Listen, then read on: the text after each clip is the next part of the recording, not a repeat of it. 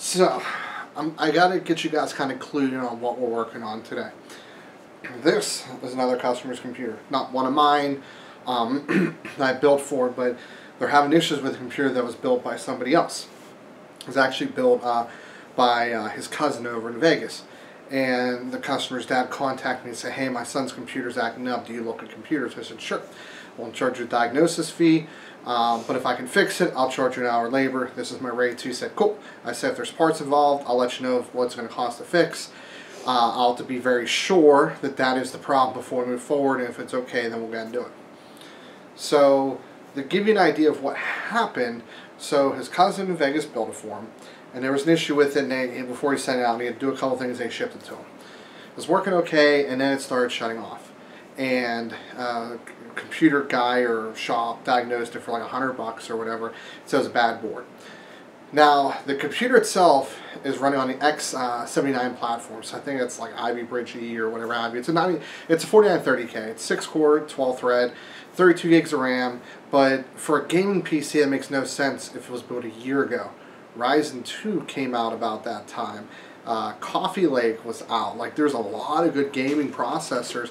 I would have even said so much as a yes, my dog wants to be in the video. So much as you know, even the one before Coffee Lake, 7700K, right? So definitely a lot of options out there, and he went with a 4930K, went with a used 970, got 32 gigs of RAM, which was pointless. Got a good case. Power supply is solid. It took us a while to figure out what power supply it was, but it's not working. So I've already pulled out all the RAM, reseated back in, ran it, and it's working fine. But we need to tear apart the whole thing and put it back together because it's not even mounted right. The cabling's not good. So let's go along for the ride and let's see what left. You know, usually what stays in Vegas should stay there, but this left Vegas and there's some problems.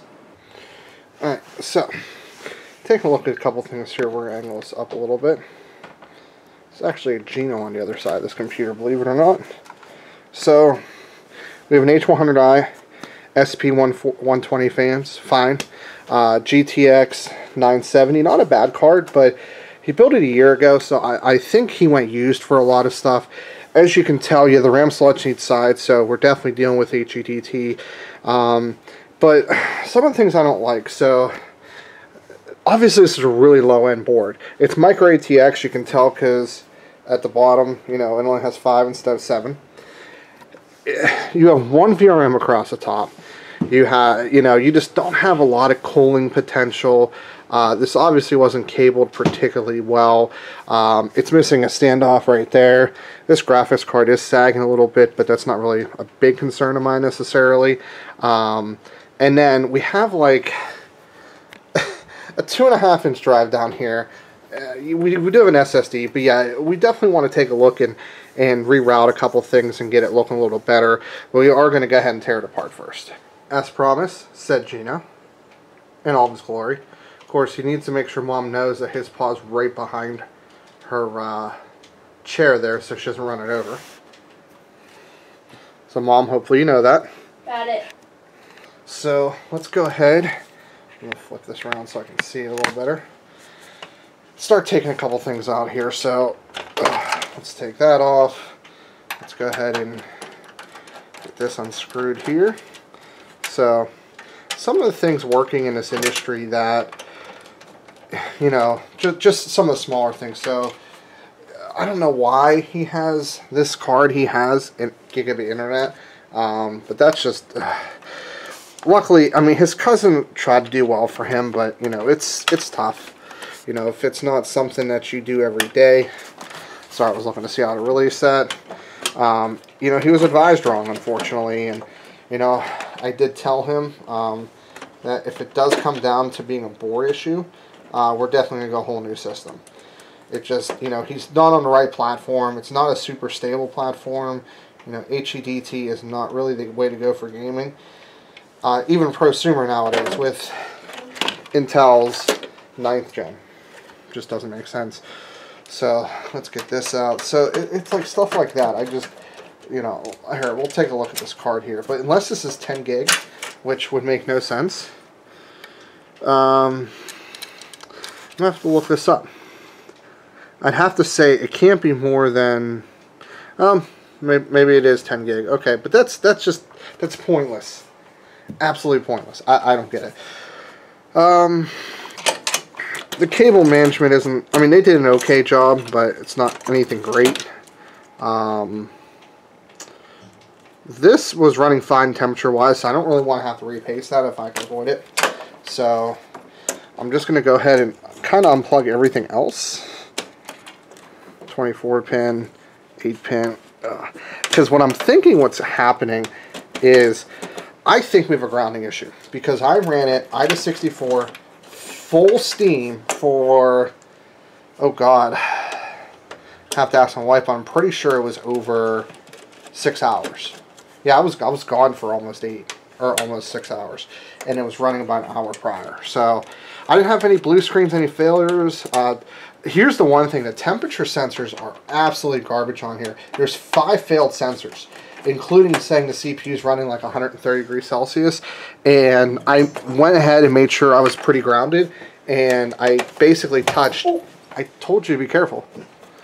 I basically touched each point, you know, such as the VRMs over here. I touched the solid bridge. I touched behind the CPU socket.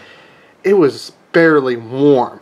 Like, it was around like 45, 50 degrees Celsius maximum. So I knew that that was pretty spot on. So this is, it's the H100i kinking, I think.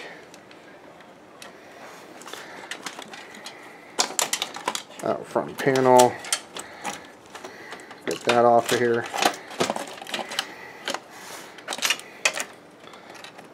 Get that off of here.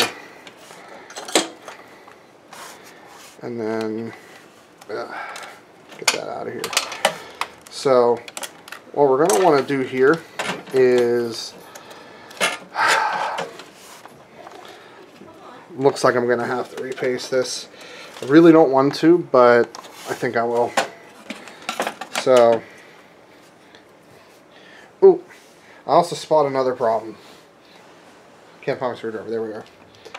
So, this is not the same as the other ones. It's not bad. I mean, this is fine. It's not overheating or anything, but that's just not good. Like, you really should not be worrying about that. Oh. Am I in your shot? No, you're good. So, my dog's having fun. But looking at the thermal paste application, there's a decent layer on both. I mean, it wasn't overheating anyway, so we kind of knew that. But we will replace that. But let's take a look here. So this has a weird layout. No, it's actually standard Micro ATX. So, Micro ATX has 2 across the top. 2 even across the middle in most cases. And then the bottom, they're actually slightly offset. So let's look at the case, and this case should support. Yeah, see, this case does support. Even has the standoffs installed, just not in the right place.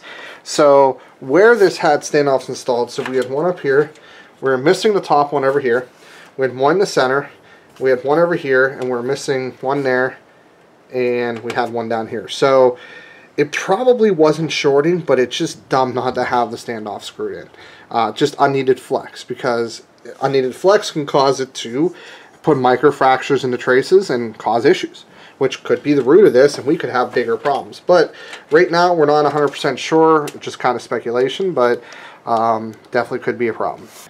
Gino, that's not num-nums. Alright, so I have the standoffs aligned right. We're going to go ahead and get this bad boy screwed back down in. I had to actually find a couple more screws. We actually only used 4 from my count previously. So this takes a total of 6. Try not to screw them all the way down because it can cause the board to shift.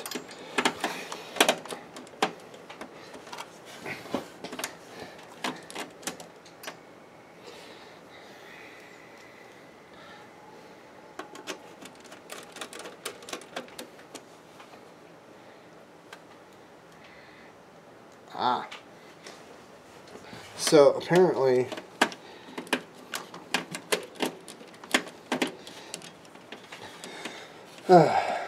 fun. Okay, so that standoff does not take a screw like this. In fact, it was using a completely different kind of screw, not like a hex head.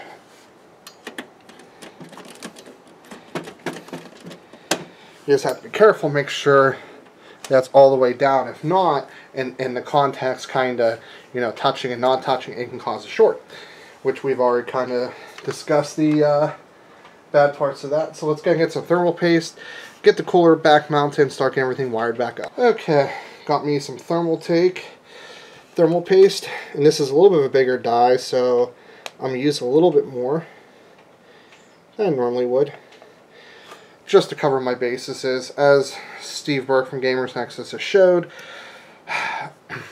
less isn't more anymore. I mean, don't be ridiculous, but less is not actually more like it used to be. Using twice as much as what you normally would get you maybe a degree worse, and honestly, that's not really that big of a deal in the grand scheme of things. So remember, always do this in a cross pattern and don't screw all the way down. You want to make sure that you're trying to get as even pressure as possible. A more even spread is probably going to be more important than anything else. Now, I'm actually not going all the way down the first time. This one I will. Just kind of tighten until it starts to tighten up. He actually had these on probably a little bit too tight. You definitely, you want a good seal, but, you know, get any kind of air or any bubbles out, but definitely don't want to over tighten it. So taking a look at this, we're going to route this fan elsewhere. This can route here, not a problem. CPU plug there, and notice that there's not a ton of flex in the board, especially up on this end like there used to be. So that's definitely a good thing. We're actually probably going to route these up here. So if the CPU header, I don't know if that is a CPU header, we're going to want to plug this in definitely to a CPU header, because it's probably not going to have an AIO pump. One of the problems that I noticed was this power supply. It's not necessarily a problem, but it is something I want to make sure is okay. So we're actually going to undo this power supply. We need to figure out which model this is, and I actually don't have the answer. So here's the concern. First of all, it's the wrong screws for it. I'm actually going to replace those, because the hex screws actually, because they sit flat, that actually might be important. So the reason why I want to see what model it is the power supply fan was not turning. And if it's a 750 or 850 watt, it might have 0 RPM mode, which is fine.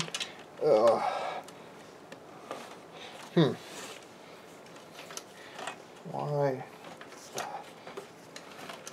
Is there a... There is actually thumb screws with a mount holding this kind of in place.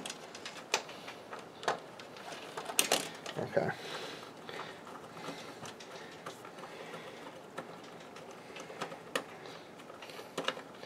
So let's undo that.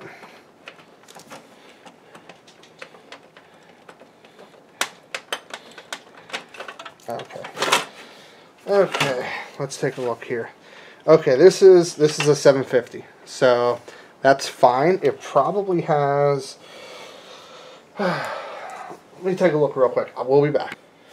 So nowhere does it say that there's like a 0 RPM mode. Now, that's not to say that it doesn't exist on this model, but I can't see where it says that. So what we want to do is we just want to make sure we're careful. Keep an eye on like temperatures and stuff like that with it. So what I'm going to do is, or what I'm going to attempt to do, is to get this power supply back in, which probably is going to be more difficult than I hope. Actually, this will pull easy. I'll get the other one on.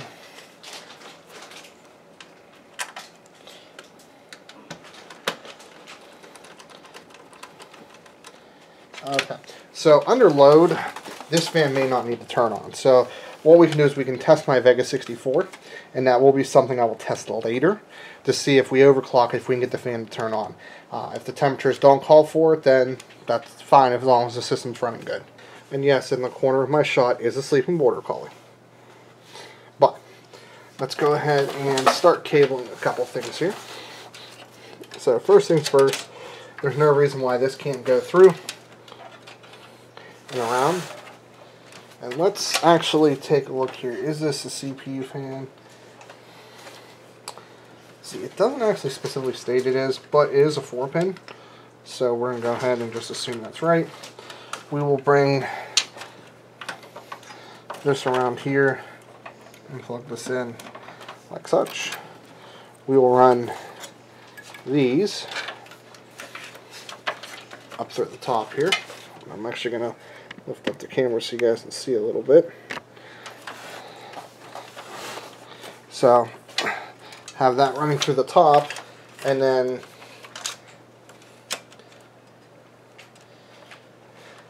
the fans from the front here can go right into that.